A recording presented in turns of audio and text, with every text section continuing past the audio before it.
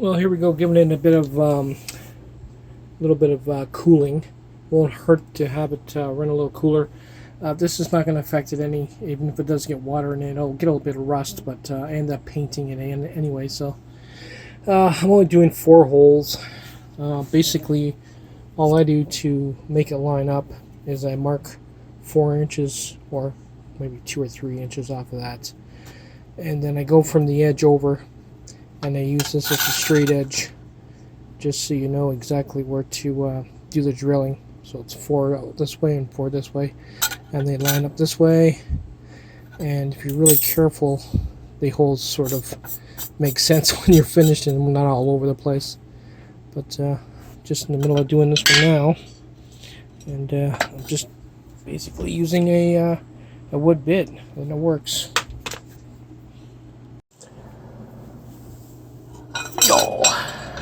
So I basically just took a marker and just filled in the edges just to cover the cuts, so I don't really see it. Brush here. And there you go. Cooler motor is a more efficient motor, and it's going to get warm at 70 volts. So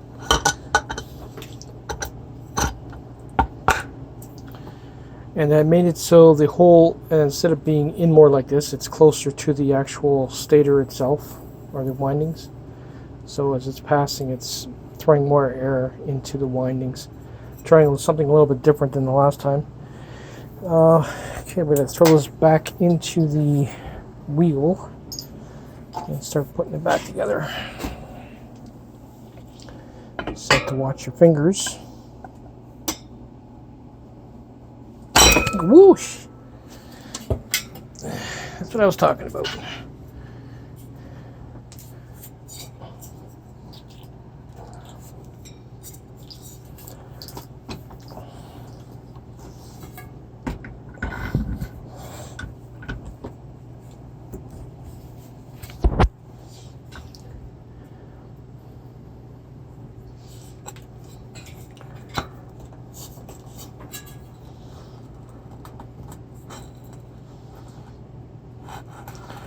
Let's line some holes up here. Get one started anyway. And figure out what I did with all the screws. What did I do with everything? Give me a minute.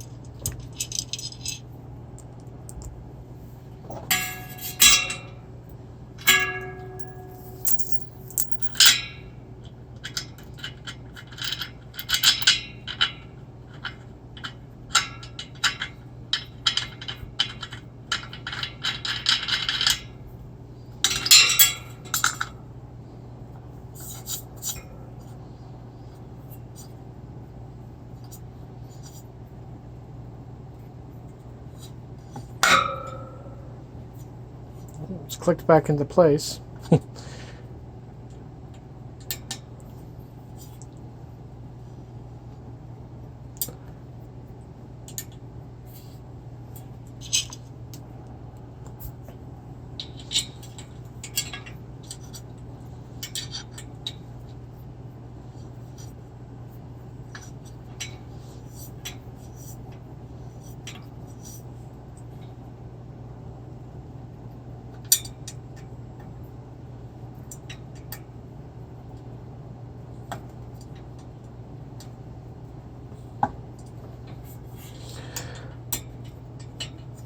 I might have to tighten these up quite a bit.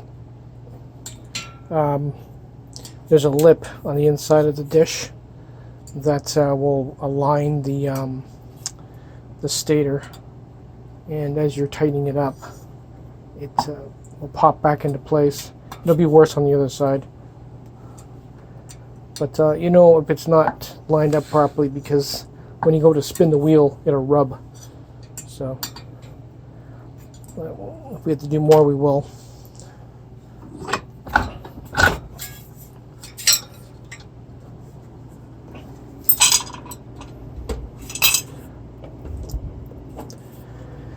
Yeah, it looks all right to me.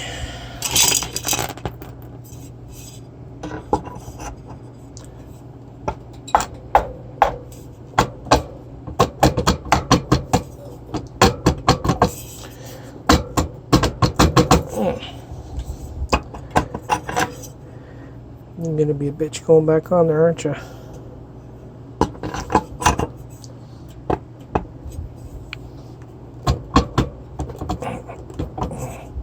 Oh, there we go. Pop the seal out though.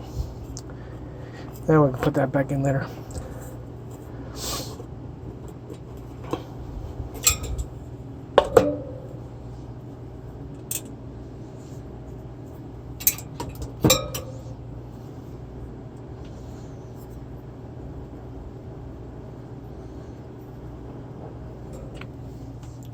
Another good thing is to do, if to help it line up, is not to over tighten the screws at first.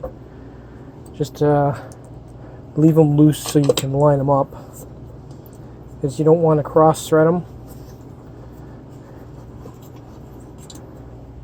which you can do, and if you do that then you're screwed, because basically you'll snap off inside the flange, which would be bad.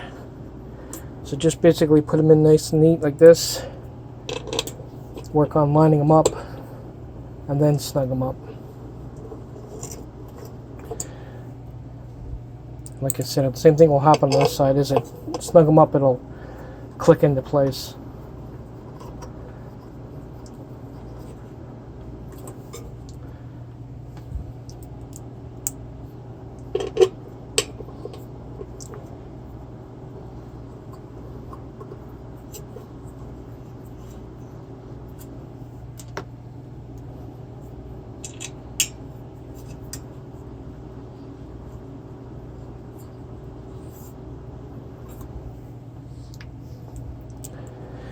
The reason I'm putting a rush on this is because there's warm weather coming and I want to go riding. Next couple of days, especially I think Tuesday, it's supposed to be a high of 21. I'll take what I can get.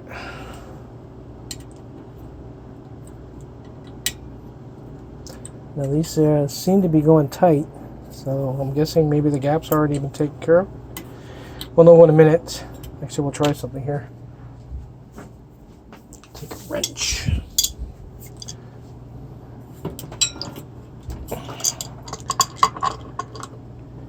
Yep, she's free. So that means the dish is lined up. I didn't bother putting any more Loctite on it. I think there's enough there. Still pretty tight. Besides, I'm not going to have to really go in it because I'm not, for one, I don't use the hulls. Everything I use is pretty much sensorless now.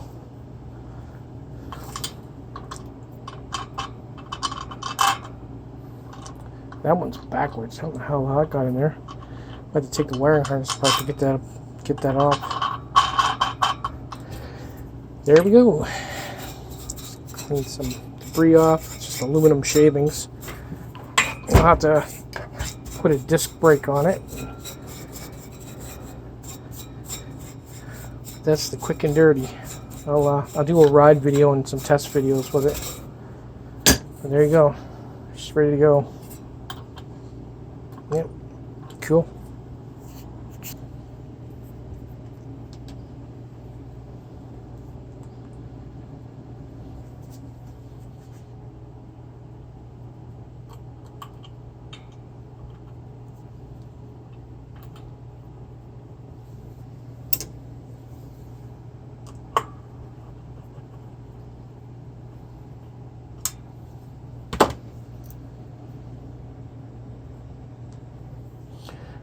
Always remember to put Loctite on your disc brakes, especially if they're new screws.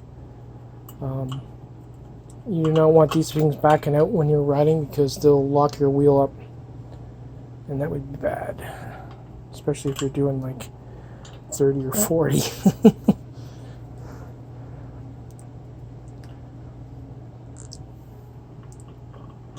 So it doesn't hurt, especially these ones here. These are the ones that came with the kit. They're just star screwdriver, they're not Allen key, so they're even cheaper.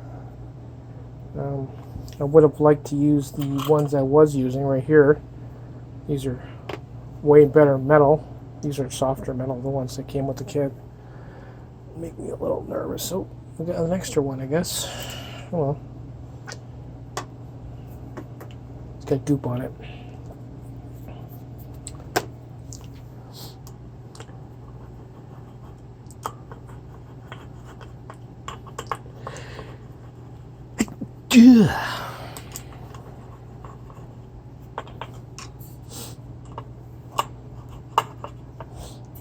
And I use those, both of the plastic spacers.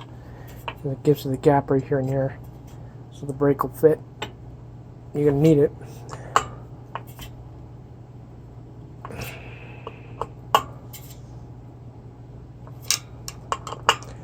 Yeah, especially with the plastic washer in between the disc and the motor, you want Loctite on these screws because they might come loose on you. Almost as tight as that'll go. There we go.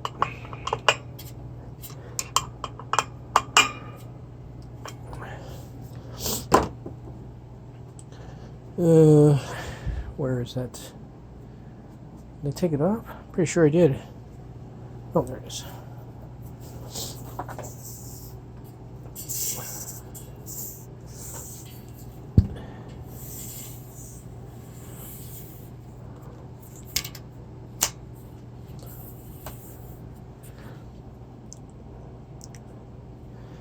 Now let's see which way, if that's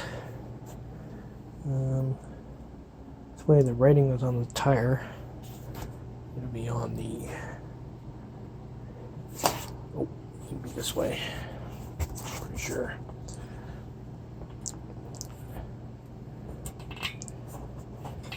Still use hookworms. Been using these things for years. I love these tires. Apparently they're getting harder and harder to get in Canada. Don't know why. Oh, that's right, because they're US made. When I bought these ones, I couldn't find them anywhere in Canada. I had to order them online and wait for them to come over the border.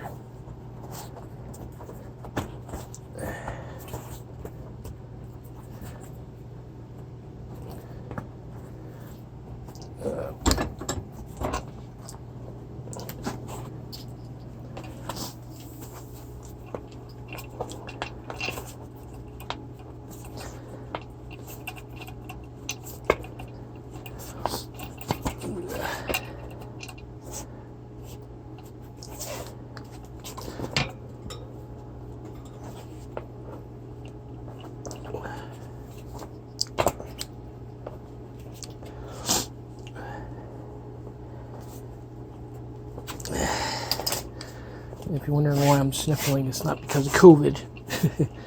I'm allergic to cats, and I gotta sweep the floor down here.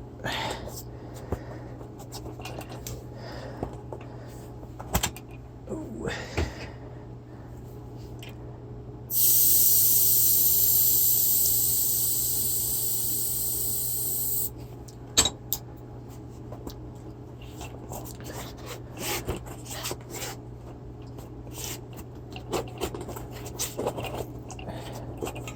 Come on. I hate when that happens.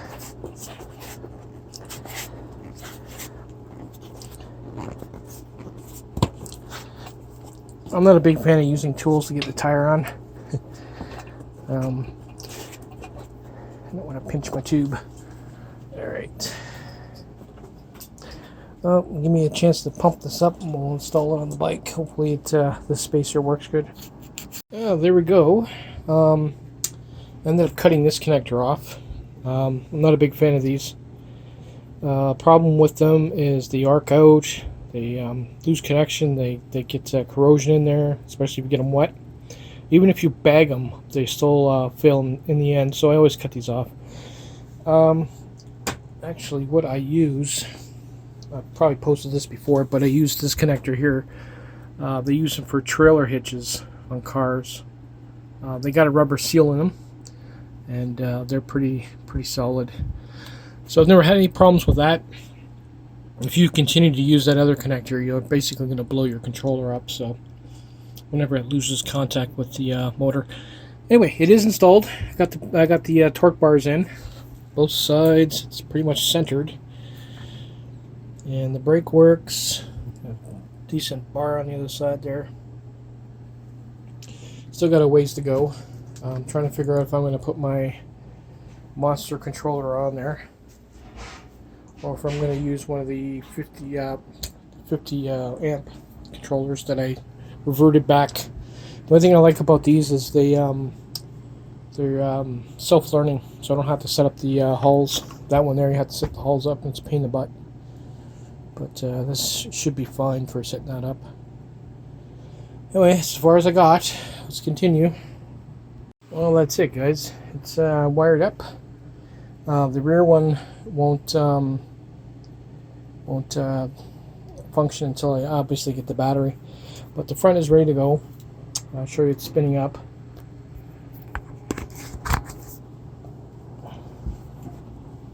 I'm still waiting for my throttle, so I had to hook this one up for now.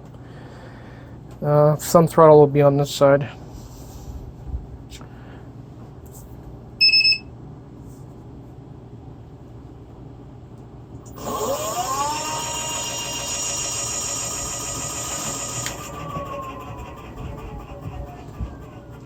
And that's it. Probably wondering why it's slow. It's only at 53 volts, so I don't have the other pack on here. But once I get the thumb throttle in, we'll take it for a ride.